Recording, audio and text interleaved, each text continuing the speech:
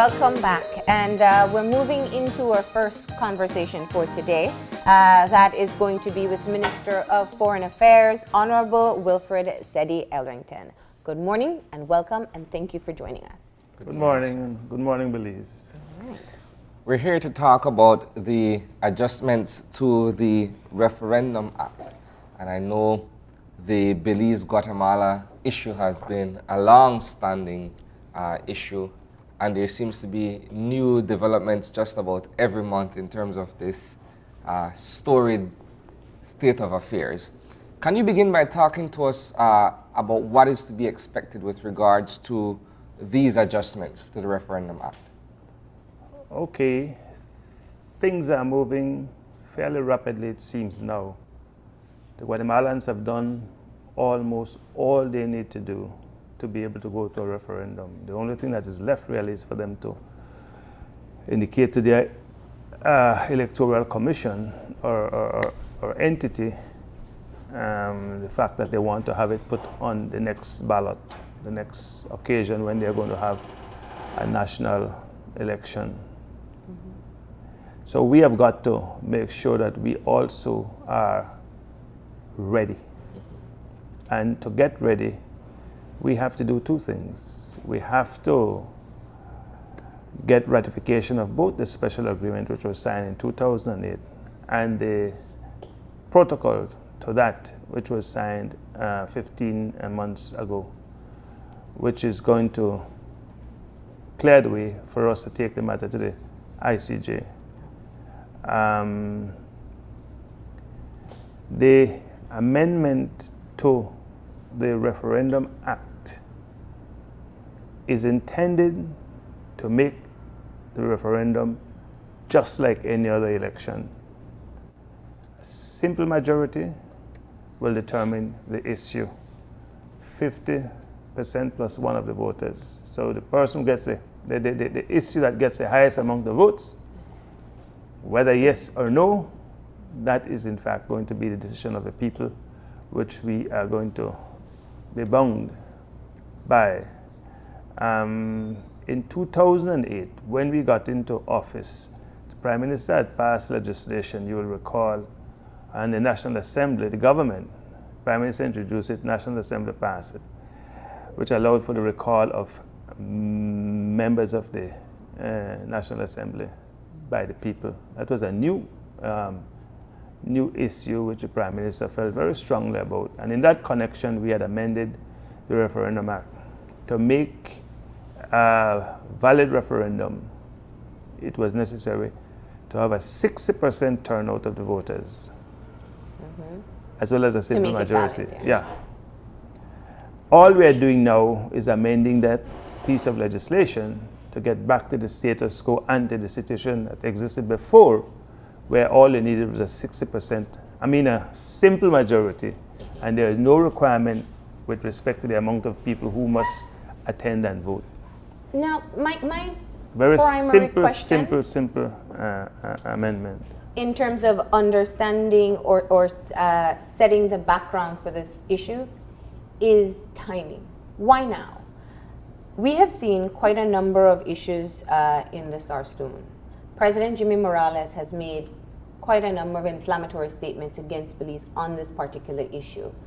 And I know that recently Congress passed the amendments that were made to the special agreement. But in terms of the actions being taken at Belize, are they purely prompted by the fact that the Congress has now been pushing forward the changes that have been made in the compromise?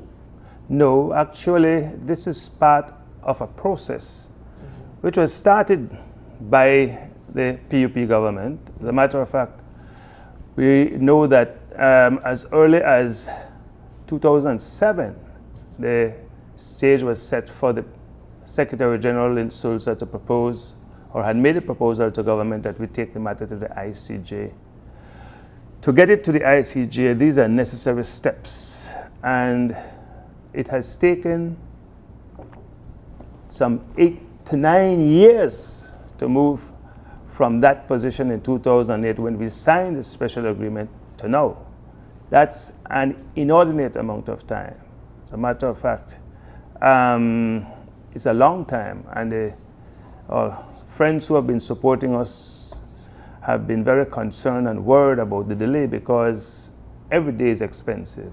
Yeah. Yes. And we have seen that between 2008 and now, incidences involving Guatemala have been increasing. Our own estimate is that that is not going to decrease, it's going to get worse. And the best way for us to deal with it is to try to get to the ICJ as quickly as possible. That is our deliberate assessment of the situation, but that is also the assessment of all our supporters, the United Kingdom, the Europeans, the Americans, everybody who support us, say to us, delay is dangerous. Try to get this matter behind you as quickly as possible. We agree with that assessment. We know you and foreign minister, the foreign minister from Guatemala also are still in the process or have concluded your rounds of meetings with the Friends of Belize to be able to request further financing for the OAS office in the adjacency zone. Is the proposed amendment to the Referendum Act a part of the conversation? Was this advice given to both Belize and Guatemala in terms of moving the process forward to secure funds? No. Have nothing to do with that. We took a deliberate decision on our own, the government of Belize. We realized that that was an issue that the Guatemala was using to stall the process. We thought they were using that issue to stall the process because really and truly the amendment we had made to the Referendum Act had nothing to do with them. They were not even in our contemplation at the time. Yeah. So, but it was something that we knew we had to amend on our own. And we have taken a decision deliberately and on our own. We were not pressured to do that. That is something that we decided to do deliberately. And every Commonwealth country that we know of, the United Kingdom, New Zealand, Canada, Caribbean countries, all do simple majorities for referendum without any requirement of any special turnout of vote in terms of percentage. Belize was the odd man out. We knew that, and so we have sought to correct that. Tell me something. How do you, as the foreign minister, respond to criticism from the public with regards to the way that this entire Belize-Guatemala situation is being handled? There are some who would argue that from a certain perspective, it seems to be that we're only appeasing Guatemala. Whenever they are ready to do certain stuff, we follow suit, as opposed to standing firm on our grounds with regards to everything that is happening since the beginning of the year, for instance, with all of these hostilities between Belize and Guatemala at the border points, etc. And now they're asking, okay, well, come back to the negotiating table, let's revisit the structure of the Referendum Act and the special agreement, etc. How do you respond to that? Well, I think they are misinformed. Some people are in very high places and who make public pronouncements are very wrong, if not mischievous, in terms of the pronouncements which they make. I think it's a combination of both. Political theatrics, mischief making, and in some cases, some people are just wrong. You appease people who, in fact, are trying to get you to do something that they want you to do. We haven't done anything the Guatemalans have wanted us to do. We have done nothing. As a matter of fact, we have held our ground at every point.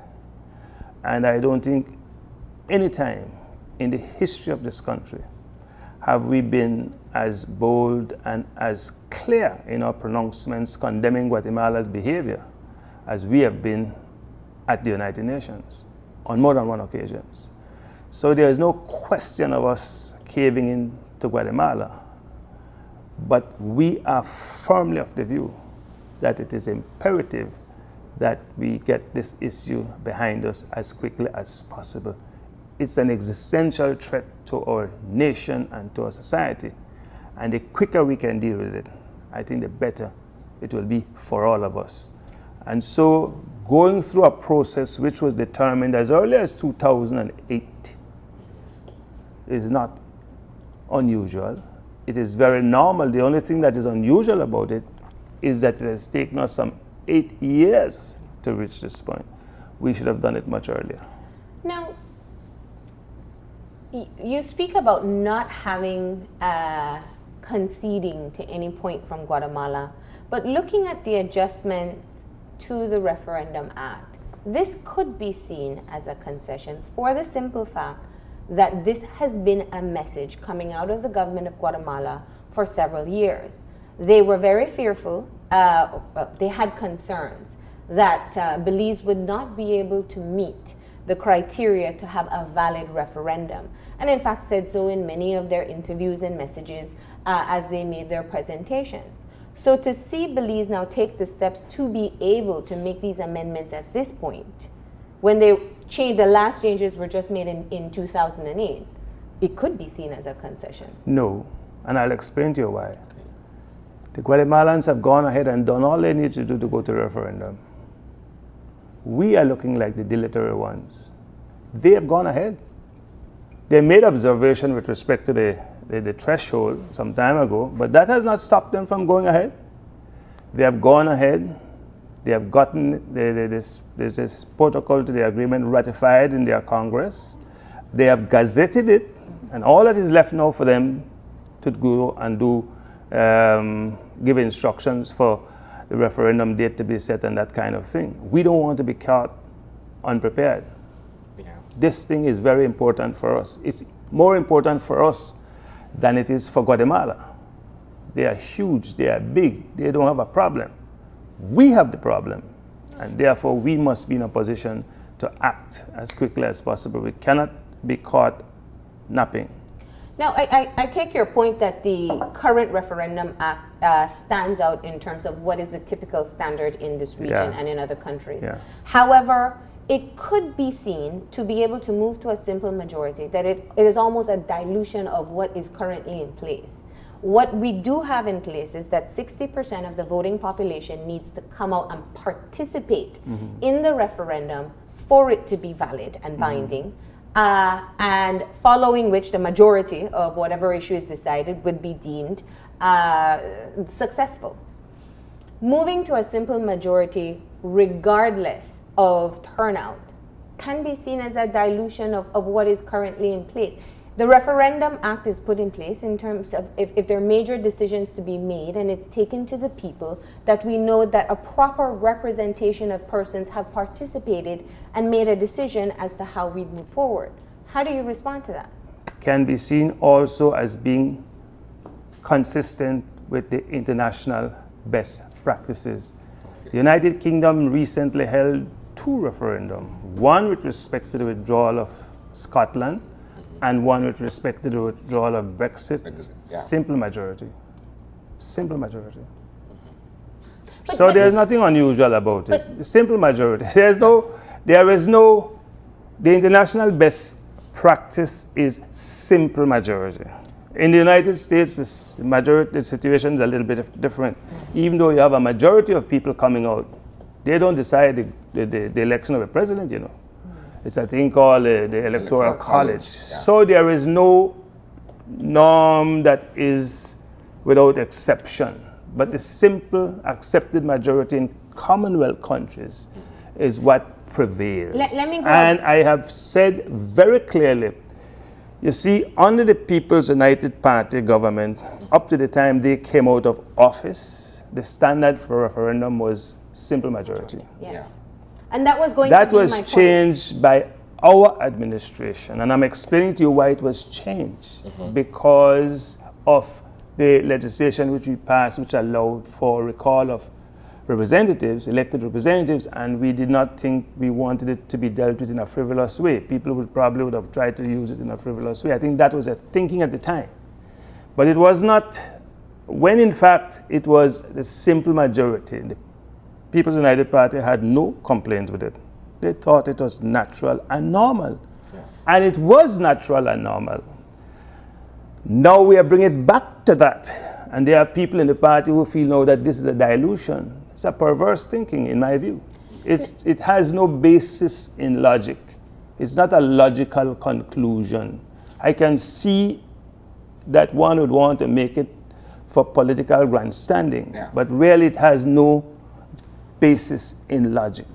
Well, I want to challenge that because I think if we are to look at this very objectively, as a citizen in this country, your administration comes into power and you essentially strengthen an existing legislation from what it was before.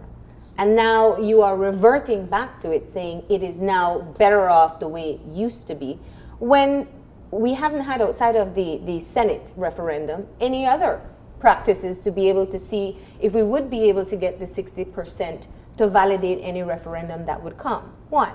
Two, on an issue as important as the Belize Guatemala issue, I think the main concern people can have is if 20% of the population comes out and makes a decision, or 10% comes out and makes a decision, and a simple majority makes the decision to move forward with it, is not representative of all the people in Belize. It's a democratic process. I was just about It to ask. is That's the the democratic it is process. the democratic process. It is the But Prime accepted Minister, democratic the reason process. it was changed in 2008 was obviously with valid reason. No. I am saying to you the circumstances were very different, but it was a norm. It was an anomaly, really. And I had difficulty with that. I also had difficulty with the 13 senators. Yeah. I thought it would simply lead to a protraction. It's going to delay every single thing we try to do. Knowing the history of this country, I thought that was a mistake too. But you make mistakes. The important thing is when you make mistakes, you correct them. And You learn from admit them. that this is a mistake and you correct them. You don't stick to mistakes that are really anomalous and that are not helpful. When you identify mistakes that are not helpful, you correct them. So And you the are democratic process, the classic democratic process, and I have participated in very, very many exercises where elections have to take place at the UN, at the OAS, all these places. It's a simple majority. Now, this matter was in the Senate last Wednesday. It was brought before the Senate last Wednesday. What are your thoughts or your feelings based on the outcome? What would the outcome? It was asked to be sent to a constitutional committee to look at it. Yeah. That might have been procedurally how it is handled. But I was not, the issues raised, three persons, I looked at the intervention of three persons in the Senate, really. I looked at the intervention of Senator Lizarraga. He seemed to have missed the boat completely. I mean, he seemed to have thought that this was a constitutional amendment, and I don't know, it's complete confusion. I listened to what Senator Smith said, and I can't figure out what she was saying in relation to the issue as well. And Senator Courtney was saying, why no? Well, why not now? The decision as to the timing is for the Prime Minister to make. And I want to make a point that is very clear that we sometimes tend not to appreciate. The Prime Minister of this country is the longest serving Foreign Minister in the history of Belize. Okay. He's also the longest serving Prime Minister.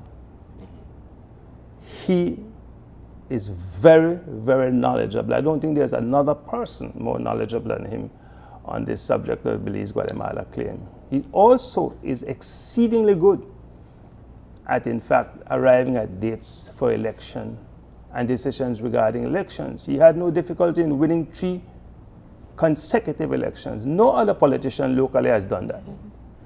So to want to second guess his decision, to my mind, is, you can want to do it, it's a political process. But I don't think it has much validity. Let's go back and to... he makes these decisions, the decision to cause it to be amended has to come to the cabinet, it has to get his blessing. As a matter of fact, the Prime Minister is remarkable in that he is on top of every single stage of this Belize Guatemala process. From the time he got into 2008 up to the present time, he finds time to give personal attention to every single one of these issues. And the buck stops with him. Others may think, or others may have a different opinion and a different view. And they're entitled to that. Mr. Price used to like to say, the opposition will have their say, but the majority will have their way. Yeah. And that has not changed. So yes, there are those who have different views. I find the arguments adduced to support those views lacking in substance and in reasoning. And the Prime Minister has his own views, and that is what we are guided by in this process. Is it to say then, if we can go back to the Senate, the sitting of the Senate on Wednesday, that the parliamentarians should be more, more knowledgeable or more versed on the Belize Guatemala issue? Because if I understand what you're saying, with the exception of Senator Courtney, the other two senators flew wide of the target, so to speak. And I have their verbatim and verbatim statements as reported here, Channel 7 and Channel 5. I think, I started out life teaching at SJC, and I relieved the late Father Stokely, who was then teaching Fourth Form. And he gave me one solid piece of advice I've never forgotten. He said, Wilfred, never go into a class unprepared. I would give the same advice to anybody who holds public office. Never, never go into a meeting unprepared. Know your subject matter, and then you will be able to be helpful. In other words, you will earn your pay when you know your subject matter and you speak to it in a credible way. But just to, if I could read to you what is reported as Senator Zaraga is saying, it makes no sense. And Ms. Smith really didn't seem to touch upon it at all. Courtney is asking about why now? Why not now? 9 years is not enough time. And this is not a dispute that just came about. This dispute has been in existence for over 100 years. So. Now, in previous interviews, we had spoken about the timeline that would be associated with going to referendum, and obviously with your hope of eventually going to the ICJ as well. And it was a part of the consideration at the time that the election cycles for Belize and Guatemala would have extended the process. As we pointed out, both Belize and Guatemala concluded their election process, which means we have a solid block of time to be able to move the issue forward at this point in time. The proposed adjustment to the Referendum Act is the first step, and the passing in Congress of the amendment and the special agreement in Guatemala is also can be considered the equal first step. Do you now have an established timeline so that we do not go another 8 years as to when we will move towards a referendum? And I want to take into consideration one major point. Yes. What we are essentially, or what has been decided, is that Guatemala and Belize can hold separate referendums. Yes. They have the option of still doing it simultaneously, but they also have the option of doing it separately. Can Guatemala, or do you think it is in the best interest or possible that Guatemala will hold a referendum understanding financial situations and other issues that they face within their own country? And will we wait on them to be able to establish their referendum date before we proceed? All right, good question. Let me ask the last one first. Mm-hmm. In terms of the timing for our referendum, it's normally an issue that rests within the purview of the Prime Minister. Mm-hmm. It's just like an election. Mm-hmm. He has that within his bosom, and he determines when is the time. Mm-hmm. So that I can't really speculate on that. I can tell you, however, that our ambassador to Guatemala, Alexis Rosado, had been advising us that we needed to be prepared to go to referendum as early as 2017, because that is a window of opportunity. There was no election in any country at that time, and that the Guatemalans were carrying out extensive constitutional reform exercises, which he assume would have culminated in a requirement to have these constitutional amendments approved by the people in a referendum for them to be implemented. And he thought that that would have happened in 2017. It looks as if, in fact, that is right on point, that his assessment of the situation was accurate, and in consequence of that, we are preparing for a referendum sometime in 2017 as well. But I'm saying that is those of us in the Ministry of Foreign Affairs who have responsibility for that. We are doing all in our power. That's the advice that's going up to the Prime Minister. Yes. That's the advice going to the Prime Minister. Yeah, he will have to make the final determination. Where do we stand now? Because there was a point in time where a campaign, an education awareness campaign on the issue of the referendum was ongoing. Where do we stand now with that particular process in light of the fact that we're now heading into the referendum in 2017? All right, the all likelihood is that we will seek to enhance all that was being done by that commission. That was headed by Stuart Leslie, Ambassador Stuart Leslie. And so we are now getting into gear to increase the education campaign. What are some of the constraints in doing that? It's always financial, and you know the serious financial straits the country seems to be going through at this point in time. So that finance is always a consideration, and that was one of the things that militated against us doing even more in terms of education campaign. But we have, in fact, websites, we have Facebook sites. We did quite a lot of literature, printed documents. We have planned debates, discussions, televised debates and discussion. I am hoping and praying that over the next 6 months, 4 months, 6 months, there is going to be lots of activity in terms of education of the public on this matter. I think it is imperative that we educate the people in every corner of Belize, from Barranco to Blue Creek, every corner. And we are going to try to go to every village, every community, every organization. It's also our hope that every organization, the churches, the labor unions, the Chamber of Commerce, Bar Association, that all these people will in fact speak out on the matter and help to educate the people, the Belizean people, on the issues.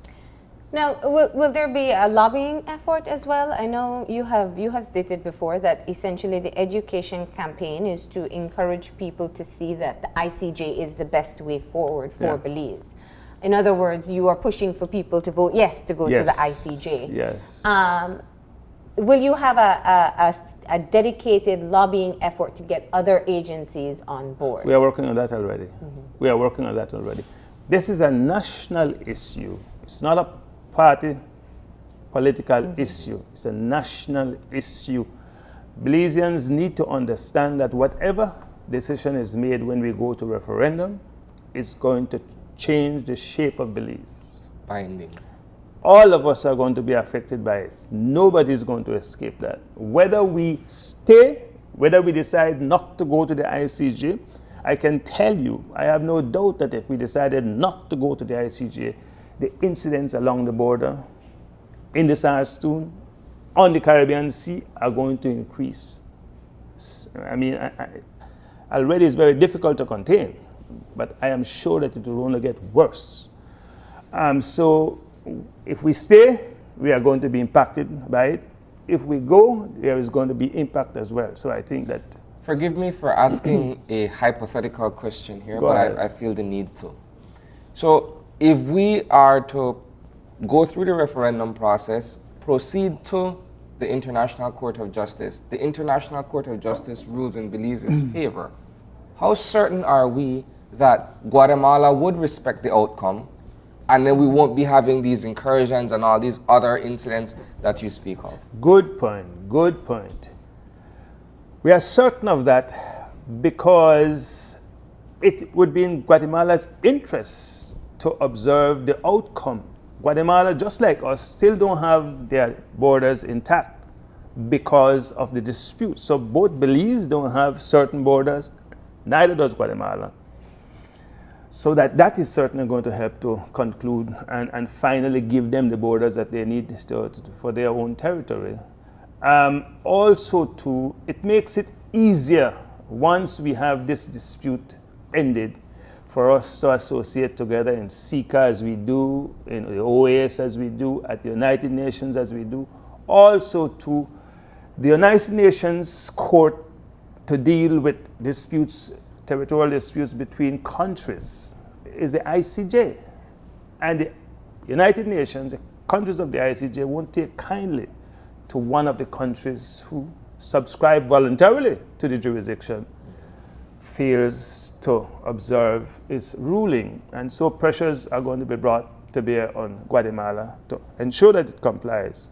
By the same token, Belize can expect considerable support in patrolling its own borders and in fact getting development and that kind of thing. In consequence of us showing good faith, effort, and going through the legal process to resolve our disputes. So I see a win-win situation for us. From a foreign affairs perspective, as the foreign minister, what has it been like in terms of the relationship with the government of President Jimmy Morales? I get the impression that it's a rather iffy state of affairs.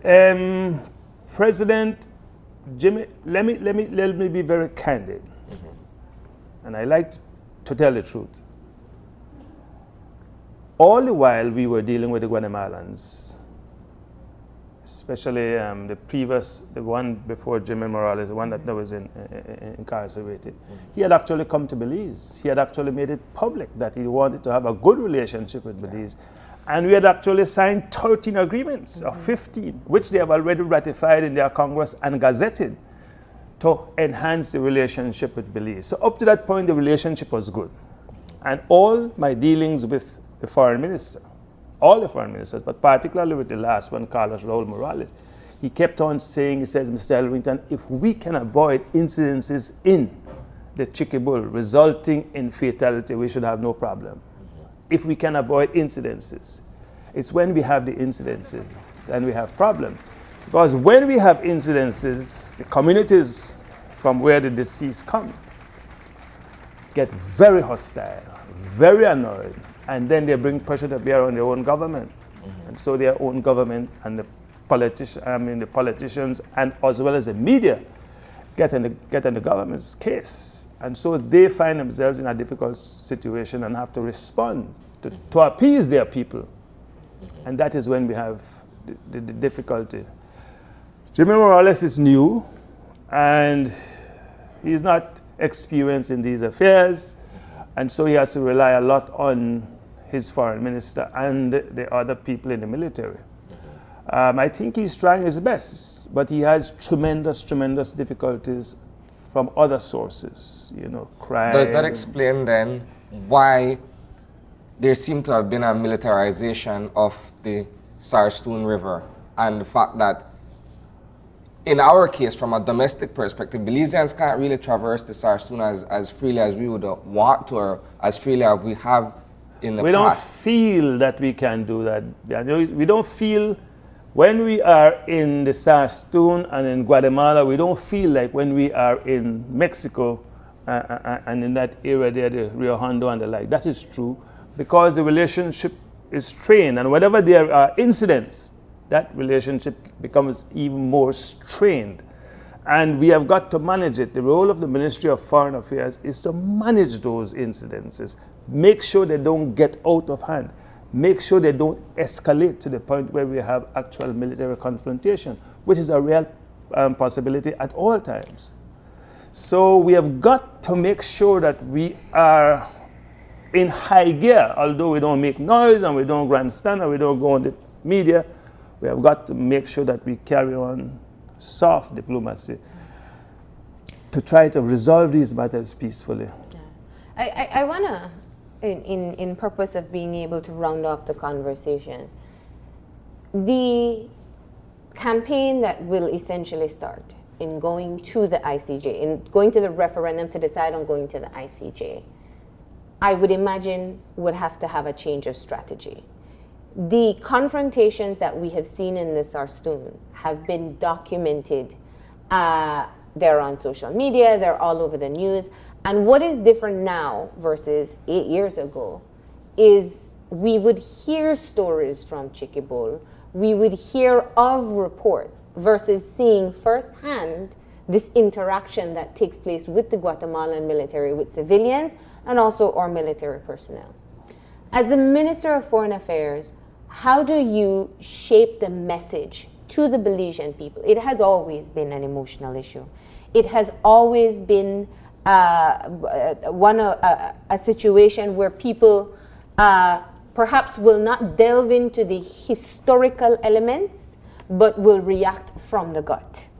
And I know you've been extremely critical as to whether people are adequately informed or not. However, the responsibility in being able to get the message out, the accurate message, the comprehensive message, comes from the government at this point in time. There's a responsibility for people to seek it, but when there's an election, you don't wait for people to find out what their representative. You blast it all over the media and everywhere else for them to know. So I want to ask how you shape the message at this point, given the context of all that we've seen in the Sarstoon. What we are doing, we already started doing it really, is to say to Belizean people, so long as you have disputed borders, these incidences are going to increase. Know the consequences. You have a responsibility to educate yourself on the consequences. Government is going to do its best, but you have a responsibility to educate yourself. And I've been going around and I've been showing people this picture of Palestine. This is something which I picked up at the United Nations this last time when I went there. And it's showing what is called the disappearing Palestine. Yeah. How the Israelis, between 1948, the Palestinian people had 44% of their land. In 1967, when they engaged in military action against the Israelis, they lost 1/2 of that land. So they were left with 22% of what they had. And by simple encroachment and the building of settlements, the Israelis, in fact, took an additional 10%. So all that they have now is 12% of the land which they had in when they started out in 1948. It is clear that the Guatemalans have been insisting on getting land from Belize. Insisting. That has been their mantra. Yeah. Belize has said not 1 square centimeter. That is still our position. But how do we ensure that that is the position? It is by seeking to end the conflict as quickly as possible. The quickest way, every other way has been tried as far as we know. Every other means has been tried.